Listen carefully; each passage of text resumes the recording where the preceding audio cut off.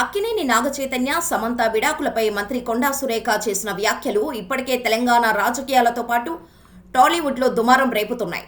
Naga Chaitanya Samantha విడాకులకు BRS working ప్రెసిడెంటే కేటీఆర్ఏ కారణమంటూ సంచలన ఆరోపణలు చేశారు.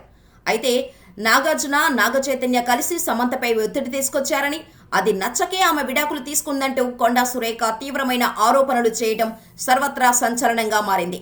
అయితే ఈ విషయంపై అటు టాలీవుడ్ ప్రముఖులంతా విరుచుకుపడుతుండగా అటు బీఆర్ఎస్ నేతలు కూడా తీవ్రంగా ఖండిస్తున్నారు. ఈ పరిణామాలతో కాస్త వెనక్కి తగ్గిన కొండా సురేఖ కేవలం సమంత పేరును ప్రస్తావిస్తూ ట్వీట్ చేసింది. తన వ్యాఖ్యలను ఉపసంహరించుకుంటున్నా అంటూ అందులో పేర్కొన్న కొండా మరోసారి అక్కినేని ఫ్యామిలీపై ఘాటు ఆరోపణలు చేశారు. గురువారం రోజున మీడియాతో మాట్లాడిన మంత్రి కొండా సురేఖ మరోసారి నాగచైతన్య సమంత విడాకుల విషయాన్ని ప్రస్తావిస్తూ కీలక వ్యాఖ్యలు చేశారు. పోనీ సరే, వారి విడాకులపై నేను చెప్పింది తప్పే, మరి ఇప్పటివరకు నాగచైతన్యకు సమంతకు ఎందుకు విడాకులయ్యాయన్న విషయం ప్రపంచానికి తెలుసా? తెలవదు కదా. నాగార్జున ఫ్యామిలీ నుంచైనా ఏమైనా చెప్పారా? ఆ అమ్మాయి ఎలాగూ చెప్పుకోలేదు. మాకు ఇండస్ట్రీ నుంచి ఇంటర్నల్గా తెలిసిన సమాచారం. ఈరోజు నాకు కోపం వచ్చి మాట్లాడాల్సి వచ్చింది. మాట్లాడతాను కూడా.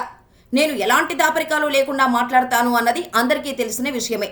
ఇక ముందు కూడా అలాగే మాట్లాడతాను. కేటీఆర్ ఇదే చెబుతున్నా. ఈ రోజు నుంచి నువ్వు జిల్లాలో తిరగవు, హైదరాబాద్లో కూడా తిరగలేవు, ఇంటి నుంచి బయటకు రావు అంటూ మరోసారి ఘాటు వ్యాఖ్యలు చేశారు. ఇదిలా ఉంటే తమ కుటుంబంపై కొండా సురేఖ చేసిన వ్యాఖ్యలపై అక్కినేని నాగార్జున కోర్టును ఆశ్రయించారు. కొండా సురేఖ చేసిన వ్యాఖ్యల వల్ల తమ కుటుంబ గౌరవం దెబ్బతిందని ఆరోపిస్తూ నాంపల్లి కోర్టులో పరువు నష్టం దావా వేశారు. కొండా సురేఖపై క్రిమినల్ చర్యలు తీసుకోవాలని పిటిషన్లో నాగార్జున పేర్కొన్నారు. కాగా ఇప్పుడు మరోసారి ఘాటు వ్యాఖ్యలు చేయడంతో మరి నాగార్జున ఏం చేయనున్నారు? అందులోనే ఇన్ని ఆరోపణలు చేస్తున్న నేపథ్యంలో కేటీఆర్ ఎలాంటి చర్యలు తీసుకోనున్నారన్నది ఇప్పుడు సర్వత్రా చర్చనీయాంశంగా మారింది. ఈ రోజు నేను చెప్తా ఉన్నా కదా, నాగచైతన్య సమంత విడిపోవడానికి కారణం కేటీఆర్ఏ. ఈరోజు చాలా మంది హీరోయిన్లు తొందరగా పెళ్లిళ్ళు చేసుకొని సినిమా ఫీల్డ్ నుంచి తప్పుకోవడానికి కారణం కూడా కేటీఆర్ఏ. ఆయన ఆ రోజు మత్తు పదార్థాలకు అలవాటు పడి వాళ్ళను కూడా మత్తు పదార్థాలకు అలవాటు చేసి రేవ్ పార్టీలు చేసుకొని మదమెక్కి వాళ్ళ జీవితాలతో ఆడుకొని బ్లాక్ మెయిల్ చేసి వాళ్ళను ఇబ్బంది పెట్టినటువంటి వ్యక్తి కేటీఆర్. అది అందరికీ కూడా తెలుసు, సినిమా ఫీల్డ్ లో అందరికీ తెలుసు, అది ఓపెన్ రహస్యము.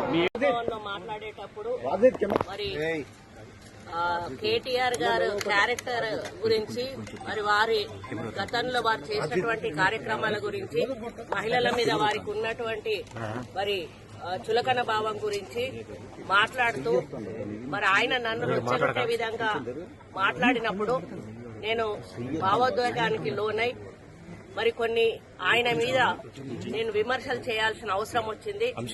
ఆ సందర్భంలో నాకు ఇంకెవరి మీద కూడా వ్యక్తిగత ద్వేషం గాని మరి వ్యక్తిగత కోపం గాని లేదు.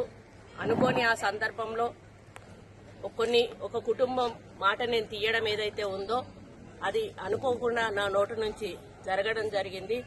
ఆ తర్వాత వారి ట్వీట్ చూసిన తర్వాత నేను కూడా చాలా బాధపడ్డాను.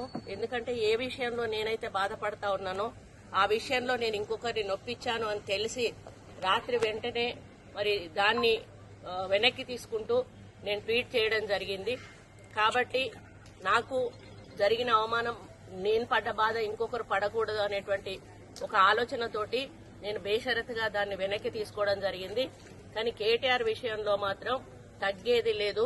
ఆయన తప్పనిసరిగా క్షమాపణ చెప్పాల్సిన అవసరం ఉంది. ఆయన చేసేదంతా చేసి ఈ రోజు నన్ను క్షమాపణ చెప్పాలి అని డిమాండ్ చేయడం ఏదైతే ఉందో మరి దొంగ అని తనే దొంగ అని అరిచినట్టుగా ఉంది. ఆ విషయంలో మాత్రం ఎట్టి పరిస్థితుల్లో కూడా వెనక్కి తగ్గేది లేదు. దానికి ఎట్లా పోవాలో మేము లీగల్ గా ప్రొసీడ్ అవుతాం.